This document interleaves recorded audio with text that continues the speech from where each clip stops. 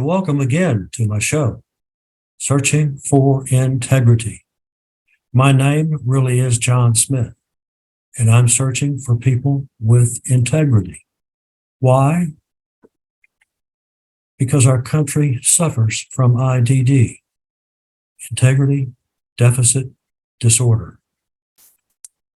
We have some interesting items today to discuss, keeping a surprise for you in future shows, which we're going to deal with the world of the common man and wife and person and woman, I should guess I should say. But let's get to today's items to talk about. Predictions, outcomes, 2023 may be wild one for gas prices. Probably is the way it went in 2022. Rise could depend on concerns about world economy, China, or war. A mix of factors worldwide could cause the national average price of gas to return to about $4 a gallon this coming spring. Gas Buddy, the national average was $3.17 a gallon. Drivers could get an early break at the gas pump in 23, but events around the globe are expected to cause wild swings in fuel prices, like we had to battle that last summer. But it just kept going up and going up and going up. The yearly national average price of gasoline is forecast to drop by about 50 cents per gallon to $3.49, compared with the price in 2022, according to fuel price tracking service Gas Buddy. Prices in San Antonio, Texas, often run lower than the national average, sometimes by 50 cents or more per gallon. The average price in San Antonio as the new year begins was about $2.77 a gallon just this past week. But as 2023 unfolds, uncertainty about the health of the global economy, changes in China's COVID policies that could affect demand, and Russia's war in Ukraine could cause the national average to return to about $4 a gallon in late spring. 2023 is not going to be a cakewalk for motorists or travelers. It could be expensive. The head of petroleum analysis, Gas Buddy, the national average could breach $4 per gallon as early as May, and that's something that could last through much of the summer driving season. Basically, curveballs are coming from every direction. So expect those curveballs. Curve. I never could hit a curve when I was playing baseball. Nevertheless, a year ago, fuel prices were on the rise as travel returned after pandemic-induced lockdowns.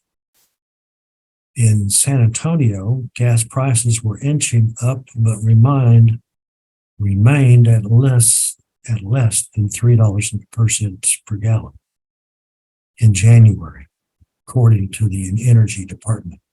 Now, that's a year ago, January. We're into another January. Russia's February invasion of Ukraine changed the global energy landscape. The price of crude soared above $120 per barrel as the world scrambled to replace Russian petroleum products lost to the market.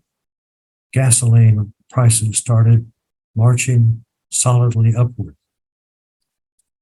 By mid-May, San Antonio drivers were paying more than $4 per gallon, as predicted, for the first time.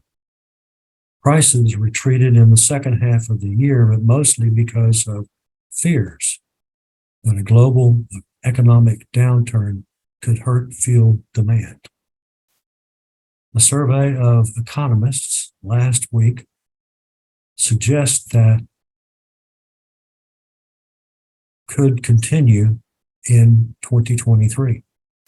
Consensus of economists and analysts surveyed by Reuters is that oil prices are set for small gains this year as a darkening global economic backdrop and COVID-19 flare-ups in China threaten demand growth and offset the effect of supply shortfalls caused by sanctions on Russia. They forecast U.S. crude could average $84 a barrel in 2023, nearly 3.5% lower than the 87.80 consensus in November survey. Most analysts said oil demand will grow significantly in the second half of this year, 2023, by the easing of COVID-19 restrictions in China and central banks adopting a less aggressive approach on interest rates. While Moscow's war shocked the system, experts say dwindling refining capacity was already helping to push prices higher. Refining capacity has shrunk by 1 million barrels a day in the United States and 3 million barrels per day globally since January 2020. The new year should bring some improvements to refining capacity, according to GasBuddy, as major refiners plan to expand their facilities. But volatility isn't expected to end with the turn of the calendar to 2023. Extreme amounts of volatility remain possible, but should become slightly more muted by the year ahead. I don't think we've ever seen such an amount of volatility as we saw in 2022. And that will be a trend that likely continues to lead to wider uncertainty over fuel prices going into 23. Now, talking about the issue on refineries and how they're going to hold up in all of this, they had record profits in 2022. Refineries did. I kept getting information from my newspapers that kept me close to where oil is going to be and where it's going to be with the refiners. The largest refiner in the United States is Valero. And one of my twins is in the C-suite for Valero, and he really likes that job. He does. Been there a long time. And I'm glad that he stayed there and has done well. All right. Nevertheless, we're going to talk now about gold surges to 6-month highs, and analysts expect records in 2023. Gold prices have been on general incline since the beginning of November as market turbulence, rising recession expectations, and more gold purchases from central banks underpinned demand. Several analysts are projecting record highs for the precious metal in 2023. I personally have been waiting on gold to begin doing its thing. It's going to its own graph called a teacup, and it's now coming out of the handle of the teacup. And that then is what investors are waiting for when it comes to gold. Several analysts are projecting record highs. Let's not forget that, because we're going to see more and more, let's hope. Some advise that it may shoot through the roof, but we'll have to wait and see. Price of gold notched a 6-month high early Tuesday, and analysts believe the rally has further to go in 2023. Spot gold peaked just above $1,850 per troy ounce before easing off the trade around $1,830 per ounce. U.S. gold futures were up 0.6% at $1,837. As we looked at that, we looked at how and when it's going to happen. Only that we have to be patient for this to be a takeoff item that many, many people have been waiting on. Gold prices have been on a general incline since the beginning of November as market turbulence, rising recession expectations, and more gold purchases from central banks underpin demand. In general, we are looking for price-friendly 2023 supported by recession and stock market valuation risks and an eventual peak in central bank rates, combined with the prospect of a weaker dollar and inflation not returning to the expected sub 3% level by the end of the year, all adding support. Head of commodity strategy. Spot gold price over the past 12 months. And I'm looking at my chart, and the high that it's after is going to be over probably in the neighborhood of $2,100. In addition, the de-dollarization seen by several central banks last year, when a record amount of gold was bought, set to continue, thereby providing a soft floor under the market. Looking ahead, it was suggested the key events for gold prices would be Wednesday's minutes from the latest U.S. Federal Reserve meeting and Friday's U.S. jobs report. Above 1842, the 50% mark on a 22 correction, gold will be looking for resistance at 1850 and 1878. Next, new all-time high in 2023. Much of the 2023 outlook for global markets hinges on the trajectory of monetary policy as central banks ease off the aggressive interest rate hikes of the past year amid slowing economic growth and possible recessions. Economists are divided as to whether this will accumulate in rate cuts by the end of the year. However, as inflation is expected to remain well above the target range in most major economies, a full dovish pivot by central banks this year would likely have major implications for gold prices, according to strategists.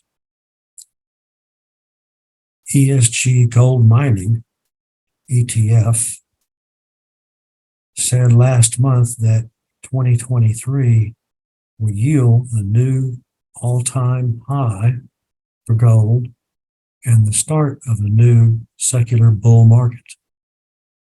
I like those words, new secular bull market, with the price exceeding $2,100 per ounce.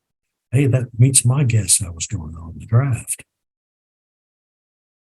Central banks as a group have continued since the great financial crisis to add more and more gold to their reserves, with a new record set for the third quarter of 2022.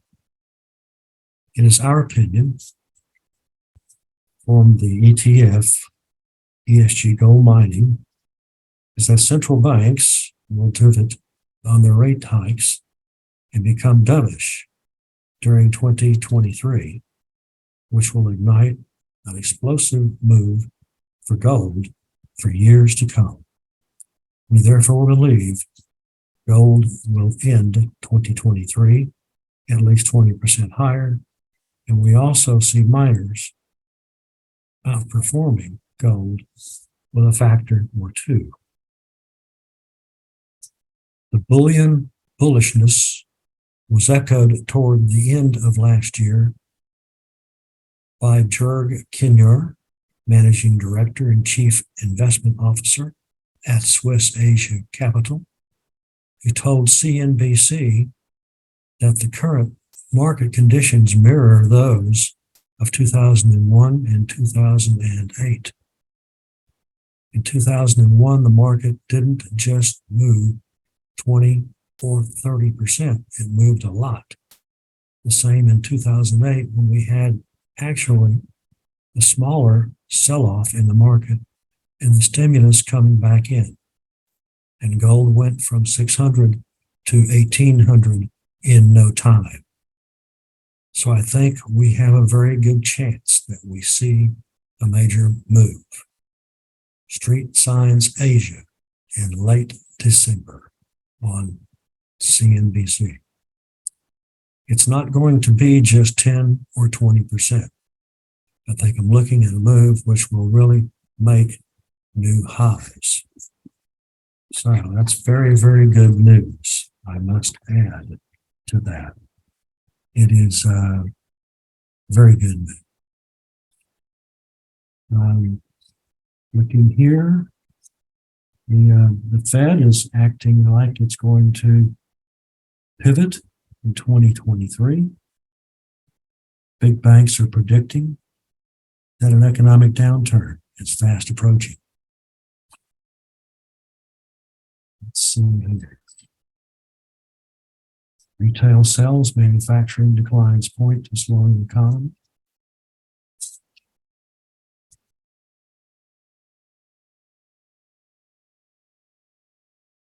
And to end this, a very short item. Bitcoin price targets for 2023 are in, and they are grim. Brace for a 50% fall. There's nothing recording anymore on this. Those of you who have jumped in and jumped out, you may be looking for other information. You might look for crypto traders, serious leg down, Bitcoin predictions for 2023. Regulation 2, big questions loom in 2023. Bill Miller is still bullish, and a lot more. Let's let him be bullish all he wants. I'm certainly not going to buy any of that. I didn't buy it before, and I don't plan on buying it again. Well, I have information here that I'll discuss for the common man who likes American football, college, and pros. And hopefully we'll be able to discuss how TCU is heading on to Texas Christian University, is on to a championship, which surprised everybody, especially Michigan. I lived in Texas, not too far away from TCU. It's a great part of Fort Worth. The other game, which shocked everybody, was Tulane. And they came from behind in 4 minutes. They scored something like 16 points in 4 minutes. One of those included a safety. Remarkable, quite remarkable. I hope to get you that in front of you forthwith. It's a good word I do. And I want to thank you, my Searching for Integrity listeners. Thank you for you to being kind and interested in going to widen what we talk about here so that we can decline any problems with respect to economic problems. We don't want to look at that. We want to be prepared for that. And that will do, again, and those of you that are having a hard time in the middle class. Thank you again, listeners, for tuning in. Searching for Integrity. So long and happy trails to all.